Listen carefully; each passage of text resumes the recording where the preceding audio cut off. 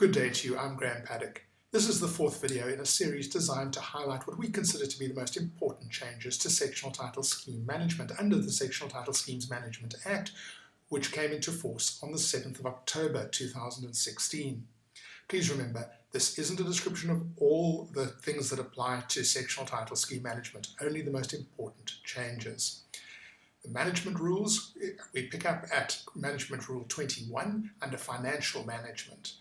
For new schemes, their default financial year is 30th September, and it can be changed by ordinary resolution of members. This doesn't apply to existing schemes, only new ones. Body corporates can make loans, but they must have the authority of a unanimous resolution. Written trustee resolutions are required for a range of things: raising special levies, increasing levies at the financial year end, raising interest on levies to a maximum allowed under the National Credit Act, for investing funds, entering into contracts, joining organisations, subscribing to services, delegating powers or duties, and approaching the CSOS for relief.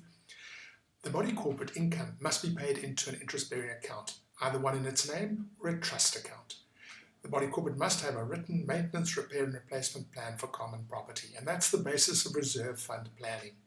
The body corporate must obtain replacement valuations for all the buildings, that's all the improvements in buildings on the common property, at least every 3 years, and it must have public liability cover for at least 10 million rand.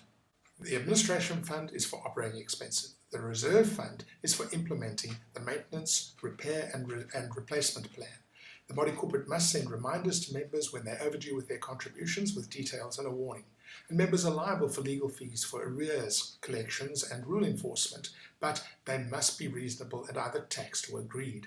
The body corporate mustn't debit a member's account without the member's authority or the member's consent or the authority of an order by a judge, adjudicator or arbitrator, unless it's an amount which is specifically provided for in either the Act or the scheme's rules.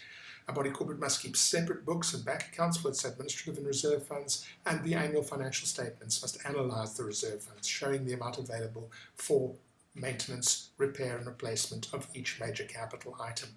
The annual financial statements must be audited unless all units are owned by one person. Rule changes must be submitted to the Committee Scheme Ombuds Service within 10 days, and the body corporate records, those records it must and may keep, are set out in detail. The inspection is provided for 5 days for rules, inspection periods, 5 days for rules and 10 days for any other record specified in the prescribed management rules. And the body corporate can charge a reasonable fee for copies, and it can be payable in advance. There's provision made for an executive managing agent, which is somebody that carries out the functions and powers of the trustees. And the body corporate, by special resolution, can decide to appoint that person, or the Committee Scheme Ombuds Service can appoint that person for the scheme. The trustees can and they must, if required by member resolutions or bondholders who have bonds over 25% of the primary sections, appoint a managing agent. The management contract must specify what functions are to be performed, and either side can cancel that on 2 months' notice, and it can't endure for longer than 3 years.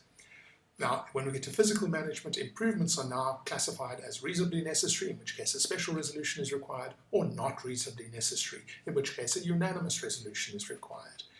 An ordinary resolution is the authority for the installation of separate utility meters, such as water or electricity, and a special resolution with extended notice and costings is required to authorise the installation of prepayment electricity or water meters. No area can be used unreasonably or so as to cause a nuisance. There's a prohibition of anything that has a material negative effect on the value or utility of any section or exclusive use area. A member's resolution is required to authorise building on an exclusive use area. A body corporate can only repair a section if the disrepair causes material prejudice to the body corporate or to its members generally. Moving on to the conduct rules, there are only 3 in regard to the keeping of animals. An owner who reasonably needs, an owner or occupier with a disability who reasonably needs a guide, hearing or assistance dog is considered to have trustee consent to keep that animal.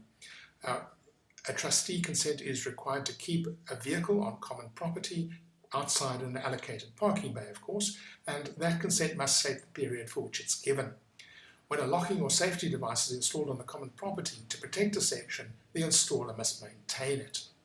Let's just talk about paddocks for the last second.